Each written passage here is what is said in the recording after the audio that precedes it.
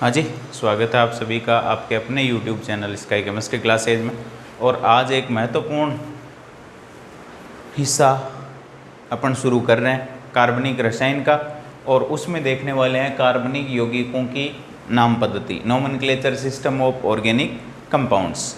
अब कार्बनिक यौगिकों के नामकरण की आवश्यकता क्यों पड़ी और ये नामकरण करता कौन है? तो कार्बनिक यौगिकों के नामकरण को देखती है IUPAC, इंटरनेशनल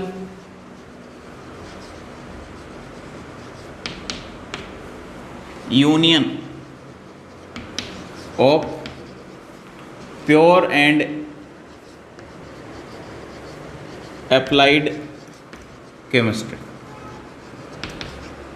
ये अंतर्राष्ट्रीय संस्था है जो कार्बनिक यौगिकों के नामकरण को करने का काम करती है, नामकरण करती है या नाम देने का कार्य करती है। अब IUPAC संस्था से पूर्व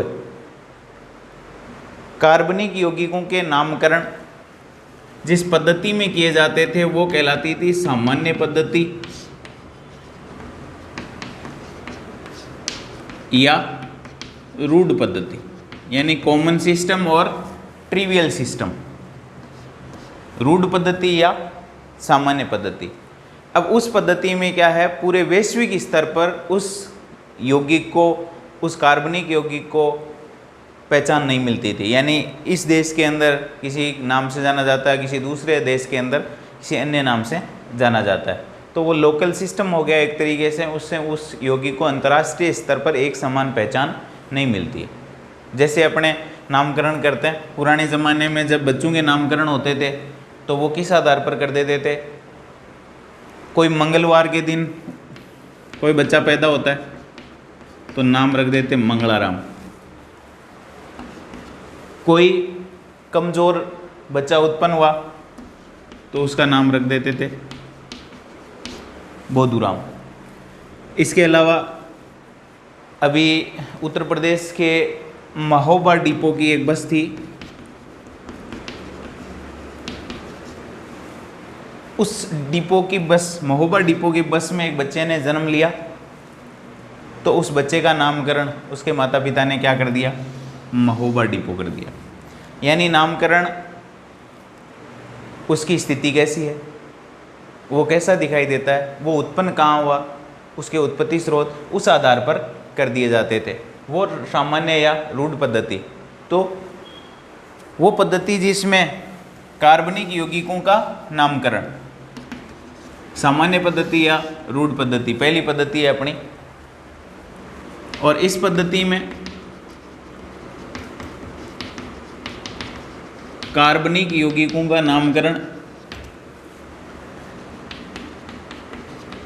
कार्बनिक यौगिकों का नामकरण साधारणतः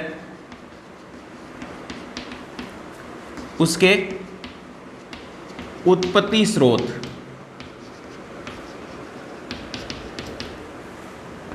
के आधार पर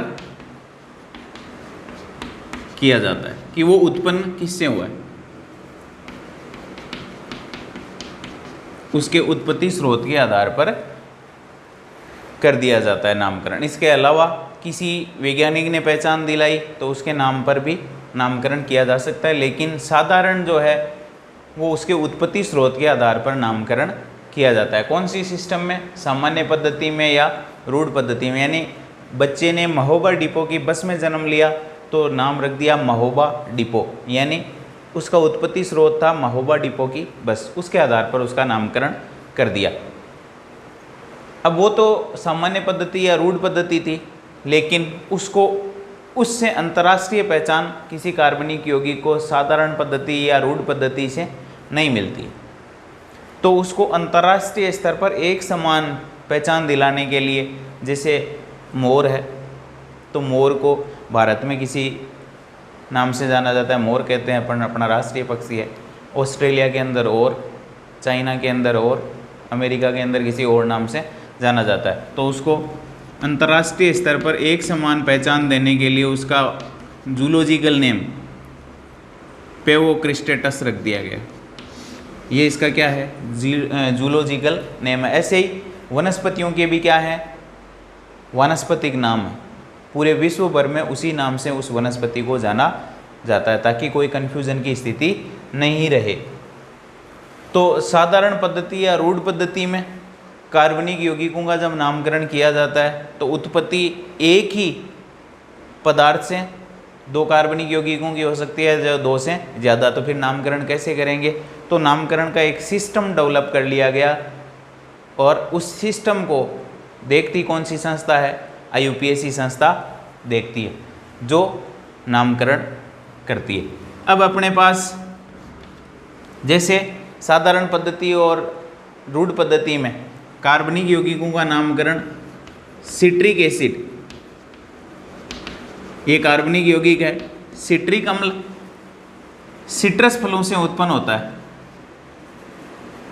सिट्रस फलों से, यानी खट्टे फलों से। सिट्रस का मतलब है खट्टे फलों से, इसलिए इसको नाम दे दिया, खट्टे फलों से उत्पन्न होता है सिट्रिक एसिड। मीथेन गैस, जिसको मार्स गैस भी कहते हैं, मीथेन गैस को मार्स गैस भी कहते हैं, और ये दलदल से उत्पन्न होती है। मार्स का मतलब होता है दलदल, इसलिए इसको मार्स गैस के नाम से जानते हैं। इसके अलावा और भी बहुत सारे अपने कार्बनिक यौगिक हैं, जिनको उनके उत्पत्ति स्रोत के आधार पर नाम दिया गया है। जैसे एसिटिक अम्ल,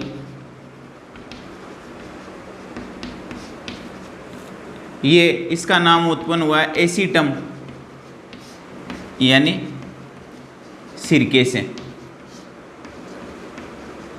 सिरके से उत्पन्न होने के कारण इसको एसिटिक अम्ल नाम दे दिया गया।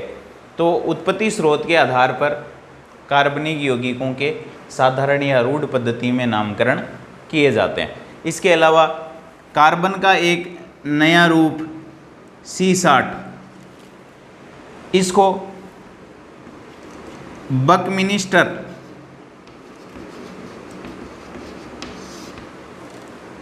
फुलरीन नाम दिया गया। C60 को नाम दे दिया बकमिनिस्टर फुलरीन। क्यों? क्योंकि इसको पहचान दिलाई थी बकमिनिस्टर फुलर ने, और वो था क्या, अमेरिका का एक वास्तुशिल्पी था। और वास्तुशिल्पी था तो वास्तु के कार्य करता था, यानी मकानों के। और इस C60 की आकृति, जो मकानों के ऊपर डोम होते हैं, ऐसी आकृतियाँ उन जैसी थी, इसलिए इसको बकमिनिस्टर फुलरीन नाम दे दिया गया। यानी पहचान किसने दिलाई, उस वास्तुशिल्पी बकमिनिस्टर फुलर ने पहचान दिलाई, तो नाम दे दिया बकमिनिस्टर फुलरीन। तो ये तो बात हुई सामान्य पद्धति या रूढ़ पद्धति में साधारणतया उसके उत्पत्ति स्रोत के आधार पर कार्बनिक यौगिकों का नामकरण किया जाता है। जो जैसा दिखाई देता है, जो जहाँ उत्पन्न हुआ उसका नाम वैसा ही। कमज़ोर दिखता है, बोधूराम, मंगलवार के दिन पैदा हुआ, मंगलाराम। और महोबा डिपो की बस में उत्पन्न हुआ तो महोबा डिपो नाम रख दिया। ऐसे लोग रख देते हैं। अब देखो अपने कुछ कार्बनिक यौगिक हैं, और कार्बनिक यौगिकों के कार्बनिक यौगिक और उनके साधारण या रूढ़ नाम वो देखते हैं।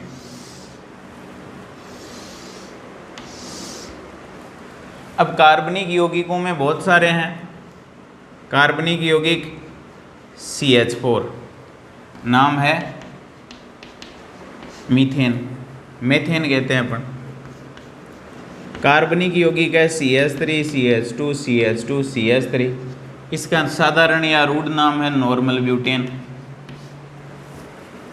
CH3, CH2, CH2, OH। कार्बनिक यौगिक का साधारण नाम है नॉर्मल प्रोपिल एल्कोहल।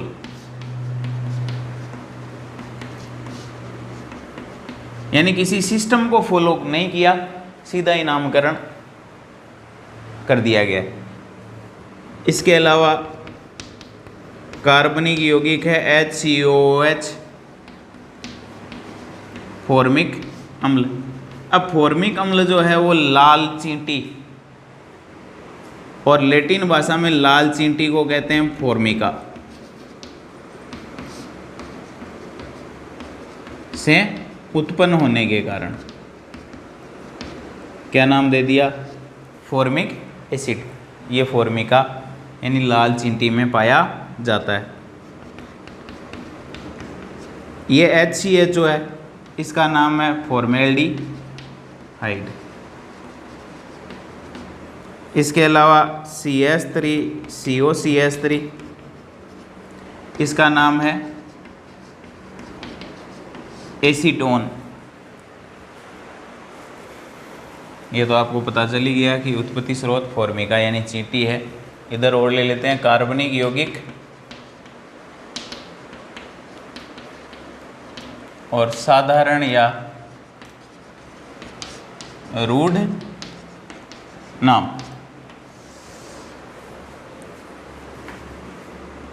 कार्बनिक यौगिक H2NCONH2, साधारण नाम है यूरिया।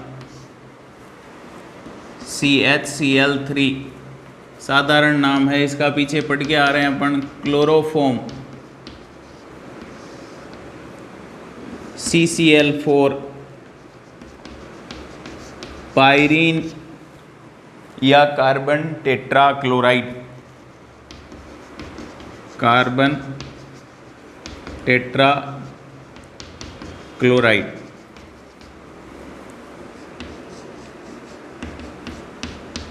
इसका साधारण नाम है एनिलीन, यानी बेंजीन वलय पर क्या जुड़ा हुआ है, NH2, एनिलीन।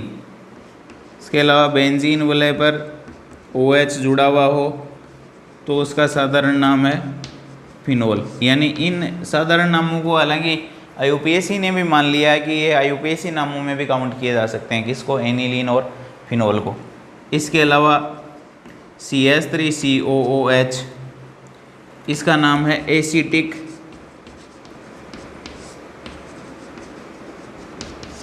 अम्ल। आप इनका स्क्रीनशॉट ले सकते हैं। आगे बढ़ते हैं।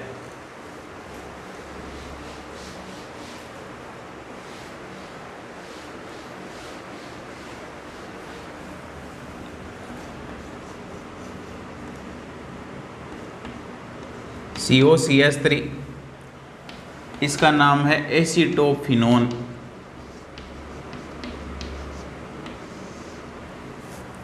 यानी बेंजीन वलय से COCH3 तो एसिटोफिनोन।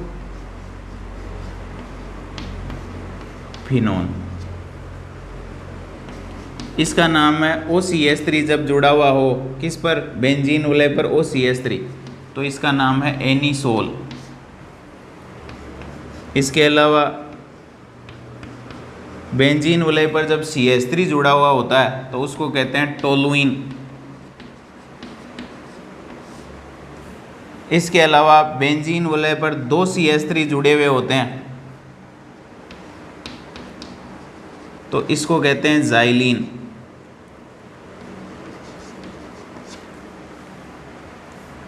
और ये 1-2 पोजीशन है इसलिए इसको ऑर्थोज़ाइलीन भी कहते हैं।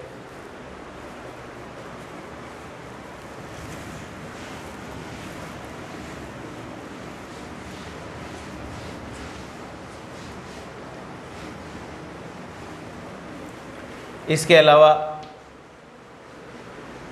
जब बेंजीन वलय पर 2 OH जुड़े हुए होते हैं तो वो कहलाते हैं क्रिसोल।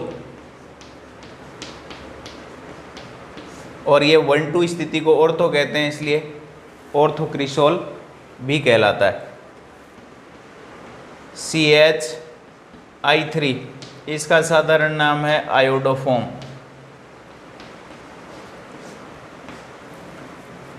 आयोडोफॉर्म। CH3CHO, इसका साधारण नाम है एसिटेल्डिहाइड। एसीटेल्डिहाइड।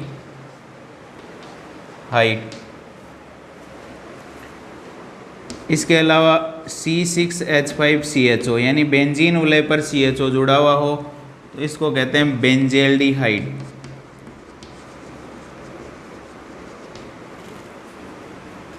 तो ये कुछ साधारण नाम है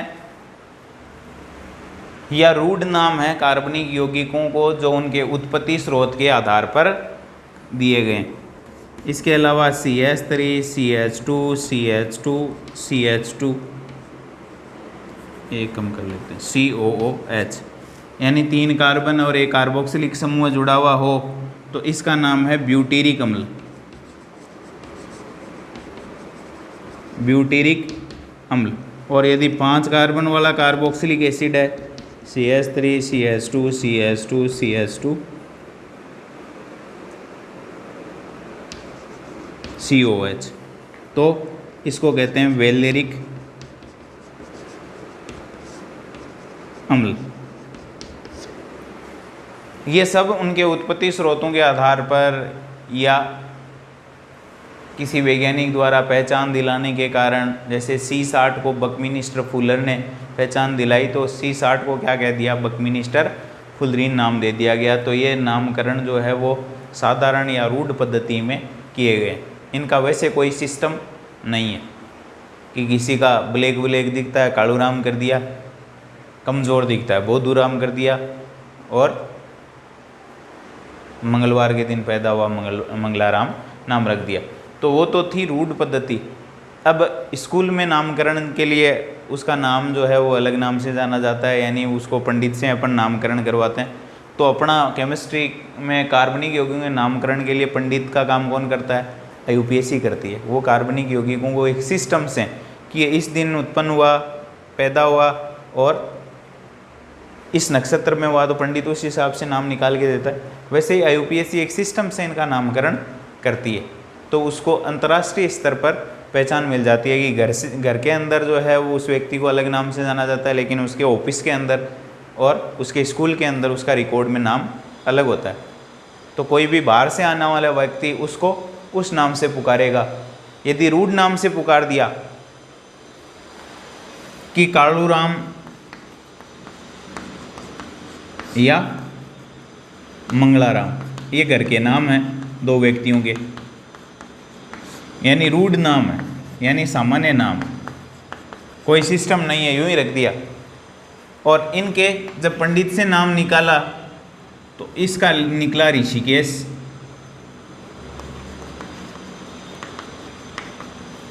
और इसका हाथरस।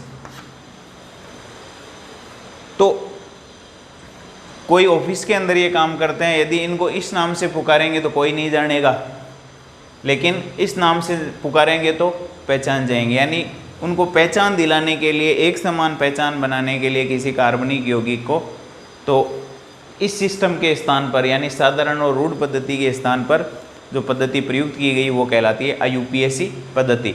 और अपन उसके बाद IUPAC पद्धति में कार्बनिक यौगिकों का नामकरण देखेंगे।